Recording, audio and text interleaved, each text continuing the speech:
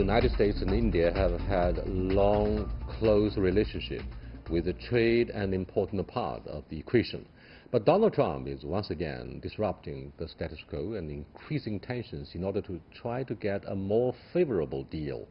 The U.S. suspended the long-standing Indian trade privileges, and India hit back with tariff rises in a row that threatens to ignite yet another trade war.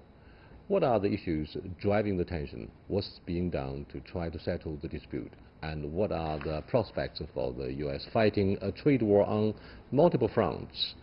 To discuss these issues and more, I'm happy to be joined in the studio by Xu Qingduo, Senior Fellow at the Pangu Institution, Anuja, Associate Editor of The Hindu, and Current Affairs Commentator Anna Tangen.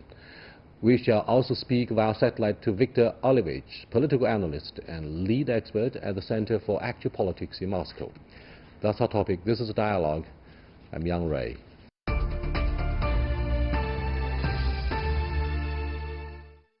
First of all, Atu, while the U.S.-China trade war was grabbing headlines in China and the other side of the Pacific, trade tensions between Washington and New Delhi were quietly simmering in the background. What's now caused them to come to the boil? Well, one thing is that elections have taken place in India, and I think there's sentiment to be assertive because Modi has his own constituency which wants India to follow an independent trade and foreign policy. So there's a sort of a domestic pressure which is already there. On top of that, I do not think that the earlier, I mean, it goes beyond the economic side of it, that the way during the election campaign Modi was targeted by the US media, etc. I think there's a personal element which gets into this, that I think Modi wants to demonstrate that India is pursuing a very independent policy, both on the trade and foreign policy front. And actually this gets accentuated by the fact the way he moved closer to Eurasian countries, especially China and Russia. So there are multiple reasons beyond economics, I think, which go behind the present response of imposing fresh tariffs as was done last Sunday. We understand that Prime Minister Modi is playing hardball to impress the domestic electorate in a year of election. But Anna, do you agree that domestic politics tends to grab headlines, and it's no exception for President Trump at this moment? He is looking for a win ahead of the 2020 election.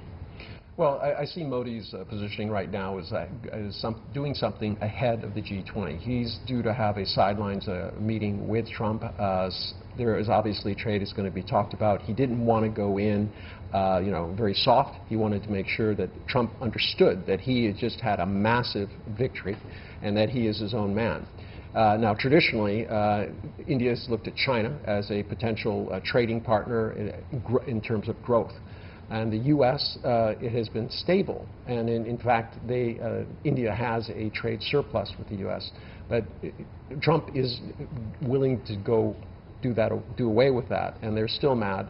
Modi is still angry about the issue of steel and aluminum tariffs. He doesn't understand how India is supposed to be a cornerstone of the American Indo-Pacific strategy, and yet is a security risk. So that's what, and you can see that because right now he's already started to play with the Russians in terms of getting an S-400 anti-missile system. He's really signaling that he's going to be very independent. Qingduo, are you surprised, as many Americans have been left puzzled deeply, that their president is fighting a war on multiple fronts, following one that threatens to drag the rest of the world to a Cold War? This time around, he's picking a fight with the second most populous market, India.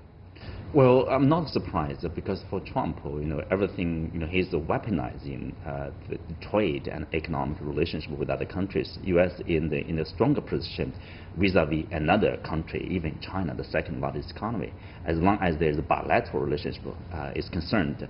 So, we are talking about 24 billion. It's a small amount of surplus, trade surplus. But the U.S. is, for Trump, that's a big number. He's saying it's a big pledge that he got to honor on the campaign trail. Right. For him, like every country is taking advantage of the United States. So he said, this is unfair. I want to end this. For him, tariffs and trade relationship, that's all. That's everything. Let me go to Victor, who's standing by in Moscow.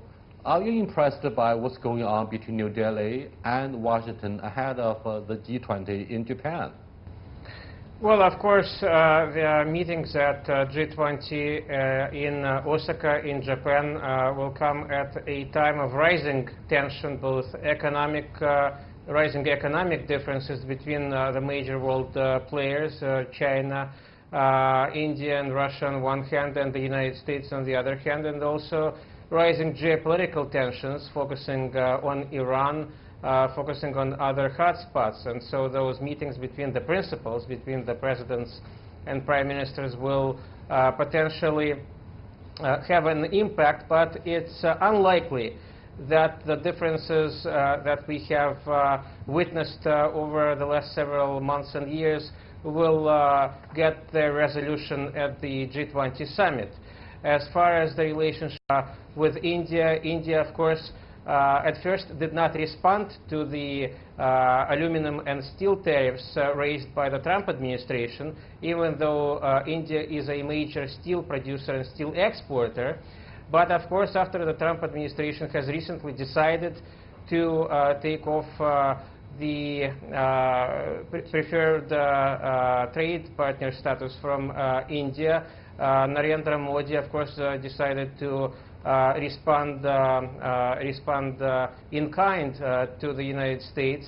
And we see this fragmented trade policy by the Trump administration, which believes that if it negotiates with multiple partners at the same time, that then they gain leverage over the United States.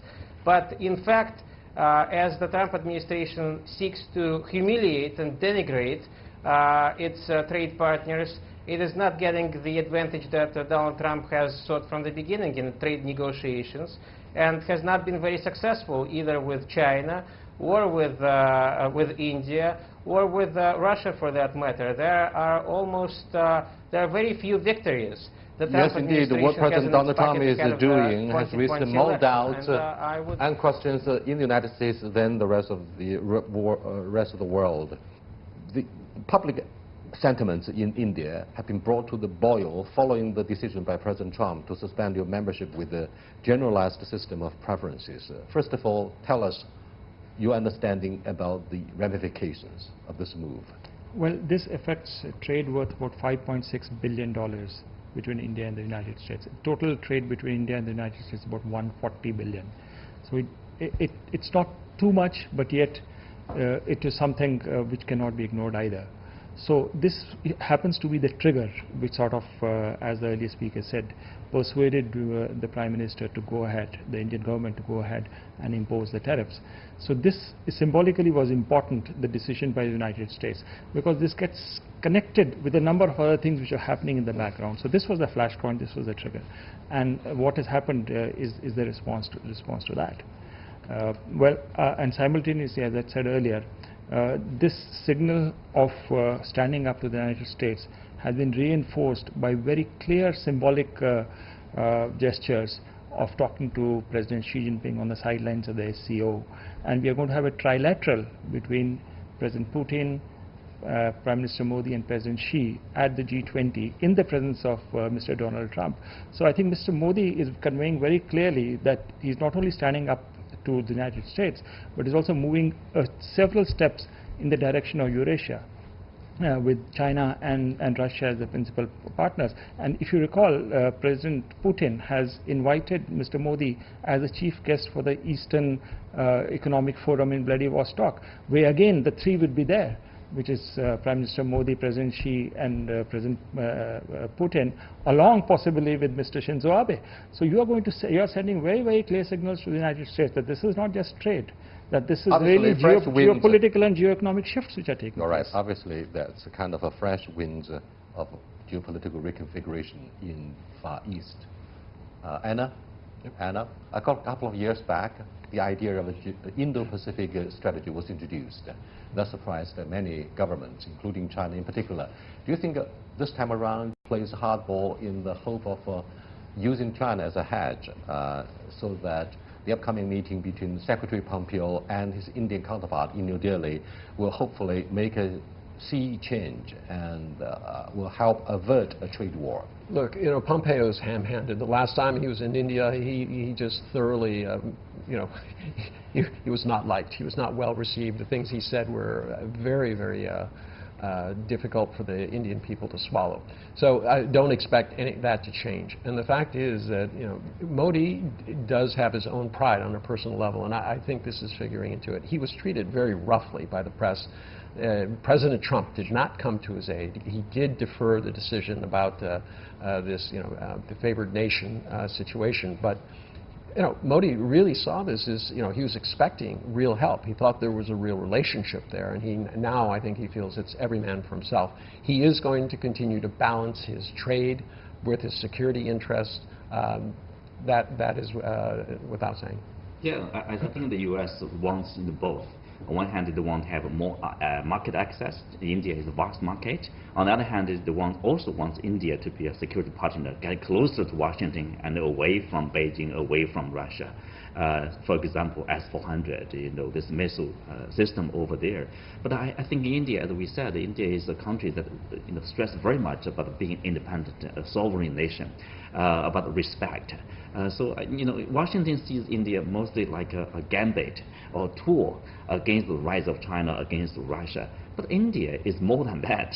I don't think India is okay, you know, to be treated as a tool against another country. No, India, you know, demands respect. They are rising to become a global power, not only a regional power. Yeah, well, along those lines, what can the U.S. offer India? More weapons? That's not what they need. They need investment. They need to create jobs. Modi has come in with a very big mandate, but he has a lot of work to do. I think if you can add one more thing, the next step, if one were to take options for Modi, if the pressure from the US goes further, then I think the next step could be looking at the RCEP, the new trade bloc, the Regional Comprehensive Economic Partnership, which has China, which has India, which has Japan, which has Australia and New Zealand. It is indeed a very convincing and viable option on the table, among all others, when we look at what's going to happen next between New Delhi and Washington. Look, here is the issue of Huawei. Huawei is not only expanding its market shares for handsets, smartphones, but also hopes to play a role in building 5G network in India. In this particular area, I'm afraid President Trump and his team in the D.C. want to pick fight with the European Union, with India, with China, of course. So what's going to happen next for President Modi? Will Huawei be welcome or given a red carpet ceremony? I don't think it's going to be a red carpet, but I think India is going to be agnostic and neutral about 5G technology. So I think it's an open field. And all I can say is there is unlikely to be any prejudice towards Huawei when it comes to making a choice on 5G technology. I'm also wondering whether, given India's tradition, would we balance it out? A certain area of 5G goes to Huawei and certain else somewhere else. So those are possibly the options which India would like to exercise. But I don't think that the political decision is going to determine this. It's going to be economic decision which is likely to be taken. But a lot of these are private telecoms, and they're going to have to make a decision based on price. And Huawei is not only lower cost, but they're the only ones who have the technology that's ready to go right now. So, you know, India has to make a decision. Where is its interest? Where is the world going, and where should it put its place? I mean, 5G could be of great help to India because they have issues about security, about identification, banking, all of the things that this faster communication could solve. You are watching Dialogue with Anna Tangen, Atunaneja Shichindo, and Victor Olivich. We're discussing U.S.-India relations. What's going to happen next? Should a trade war be waged between the elephant and the white-headed eagle? Stay with us. We'll be right back. Welcome back. Let me go back to Victor. Victor, what do you think of the importance of selling S-400 missile systems to India? And this issue has seriously upset Washington. Similarly, President Erdogan has been persuaded, I'm afraid persuasion is well underway, Not yet, but President Erdogan is perhaps the most difficult politician to be persuaded by Washington at this moment to give up the idea of S-400. But what do you think of the arms race and arms sales? Well, of course, the S-400 air defense system is both cheaper than its American analogs, and it is also more effective. That is why there is a number of nations, a number of potential clients that are looking to sign deals to acquire it. And India is one of them. Of course, Turkey is about to receive its first S-400 elements of that system. And the Trump administration had for a long time attempted to pressure Turkey, to pressure Ankara to abrogate that deal with Russia. But nevertheless, despite the threat of American sanctions, despite ultimatums coming from Washington, both from the American Congress, from the White House, from the Pentagon, and other American government institutions, Erdogan decided to go through with the acquisition of S-400, both because it is a more effective system than its American analogs, and also because Turkey seeks a more independent line that is, despite being a NATO member. Now, India, though it is not a NATO member, it is also facing American pressure not to acquire Russian S-400 systems. And of course, when Mike Pompeo visits India during his upcoming visit, there are going to be a number of subjects he discusses. The S-400 deal will definitely be one of those subjects. What's your thoughts on this? Yeah, it seems to be excuse me, Victor, I'm talking to Atul in the Beijing studio. Atul Anejal, it seems the picture of arms sales in your country, arm deals with the developed countries seem to be pretty messy. You buy some from Russia, you buy some from European countries, and you buy the rest from the United States. So when we look at the show of your weaponry, hardware on the Day of Independence, it's a strong mixture. It's a lot of mixture. Do you have your own standardized national, military-industrial complex? Well, I don't see it really that mixed, because the core of Indian weaponry still remains primarily Russian, with indigenous element weeded into it. For example, the entire missile systems, the nuclear deterrent is indigenous, is built in India. But there are other, for example, when it comes to the Air Force, it is mostly Russian, with French and other coming in. So long as there is communication and sort of harmonization of systems between the two, I don't see that as any major problem. But don't you think this is more of a vulnerability for I don't think so. I don't think so, because in the operations we've had so far, I think our armed forces have performed pretty well, and I'm talking right from 71 onwards till Kargil, and even the recent tensions with Pakistan, the role of the Indian Navy, it performed according to what it was required to do. So I don't see that as much of a problem really, in terms of integrating hardware from various other countries. You see, there is an opinion which is growing that we buy too much now from the United States. Now, that's really not true, because the weaponry which comes from the United States is very expensive. So in terms of actual hardware, you don't get bang for the buck. So you do get specialized systems like the P-8 aircraft for maritime reconnaissance, etc., which are select ones. But really, in terms of overall, if you see the entire picture, American weaponry's component is not that critical for India. Chindo, can you brief our international audience about China's policy towards India following the 1962 border clash and the Dockland crisis? On the one hand, the Americans have introduced the idea of Indo-Pacific strategy, trying to use India as a hedge against the expansion of China, but President Modi made it very clear they will not antagonize China. They will not use China or take China as an enemy. Well, this is a wrong impression, the wrong perception that China is expanding its influence, in particular by the territorial issue. Look, China is the only member of the Big Five, the UN Security Council, that is still with a mission to basically for national reunification and also have a territorial integrity issue. It's the only country. So China is basically looking at its own defense, its own security. But Chindo, let's be honest with the following issues. First of all, Pakistan remains an all-weather friend of China. Geopolitically, look at the history. No one doubts that. Second is Indians are not very happy about the idea of one belt, one road, particularly that China-Pakistan economic corridor goes through a controversial territory that in New Delhi is very demanding about China's wording for the China-Pakistan economic corridor. I think as a similar country in terms of China and India, both countries are developing countries. They cherish very much about the sovereignty, independence. I think China fully understands the sensitivity of the Indian side. Whether India joins officially by BRI or not, I think for the Chinese side, it's not a big issue. And also, in terms of relationship with Pakistan and India, for China, the good relationship between Pakistan and India is in the interest of China. And also, China, does want to improve its relationship with India because, both are big markets for each other and markets for investment, for trade, and for personnel exchanges over there. So, a stable and peaceful Asia, South Asia, East Asia, that would be in the interest of both China and India.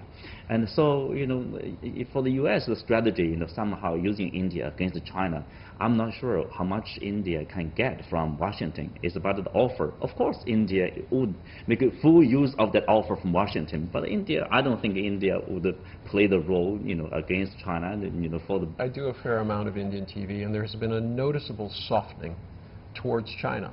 And they were talking about, Beijing is now being flexible about the issues on the border, that there's interest that Modi and Xi are on the same I agree, page. and I think the narrative is changing rapidly. In fact, even when you raise the point of the Belt and Road Initiative, I think China is successfully not insisting on India to join. For example, at the statement which came out from the Foreign Ministry on the SCO, President Xi made a specific reference to the Bangladesh, China, India, Myanmar economic corridor, which was supposed to be earlier within the framework of the Belt and the Road. But when it came to talks with Mr. Modi, he did not insist on the BRI tag on the BCIM. So I think China is sort of expressing and showing flexibility. And this is the understanding between the two countries.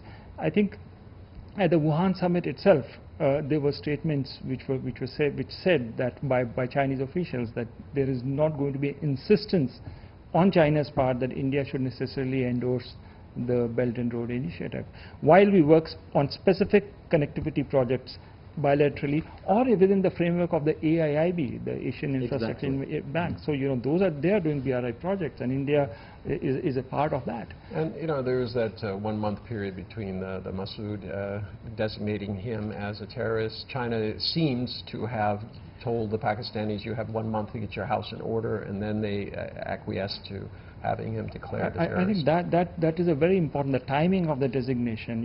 China had the option of designating MasoodAzhar after the elections of the 23rd of May, but China did it in the middle of the elections. I think that's gone down very well in India. Obviously, Moscow wants to be a major player of the Euro-Asia strategy. Will the United States put forward the idea of Indo-Pacific strategy? Where does India stand? Well, India has not signed on to the perception of the Indo-Pacific by the Trump administration, or for that matter even of Japan. I mean, India has its own interest in the Indian Ocean. In fact, India has gone on what is called the Act East policy, which is essentially an engagement with the ASEAN countries at its core, and also trying to promote economic relationship as well as a security relationship confined west of the Malacca Strait. So we are now interested, if it comes to the Indo-Pacific, in the Pacific element of it, that is crossing the Malacca into the West Pacific. So I think it's very well tailored. India is more interested in the Indian Ocean element. If the cover for that is Indo-Pacific, so be it. But we are not going to join the Americans or the Japanese or the Australians into operations, let's say, in the South China Sea or anywhere else. So there are certain very clear-cut red lines within which we are confining our Indo-Pacific Indo-Pacific strategy. Now, Anna, you've been interviewed by Indian media many times these days on the following issues. Where do you stand? For example, China aligned itself with the European Union on issues of how to reform the WTO, how to respect the multilateralism as opposed to unilateral moves by the Trump administration. Do you think India is likely to see eye to eye with this big neighboring economy of China on the issue of multilateralism and how to protect the authority of the WTO? Absolutely. I mean, there's really no choice for India. India is in a position where it needs an international order. If it is the law of the jungle as being proposed by Donald Trump, India will be crushed. There will be no investment. There will be nothing. It will be moving backwards. So all the chips are in for multilateralism. The question is, what role will India play? I mean, India is very sensitive about these issues of respect.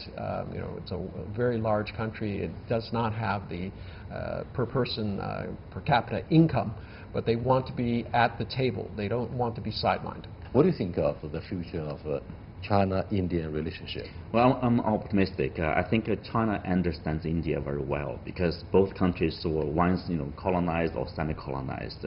Both countries are with a big population, with the priority of developing their economy, of feeding their own people, well-fed and well-clothed, and raising the living standards. So that's our priority. And both countries understand the big picture. That is, like, if there's a rivalry, if there's a clash, confrontation between two countries, who will benefit from that? Neither country will benefit from that. So I think India side understands very well. Yes, they will, take some of the offer from Washington, make good use of that. At the same time, they want to make good use of the Chinese offer. So there's nothing wrong. I think that's a smart policy. But if there's consideration beyond that, somehow using India against China, I think Washington will be disappointed. One senior government official of China said a few years ago that in the history of a China-India relationship, 99.9% of the time, we have been friendly, and not a single bullet has been fired across the border since 1962. So there is every reason for these two major economies to join hands and to push forward the idea of a win-win co-prosperity in a community of shared future. With that, we come to the end of this very enlightening discussion about U.S.-India relationship, as well as how China positions itself in this process of geopolitical reconfiguration. I'll see you next time. Goodbye.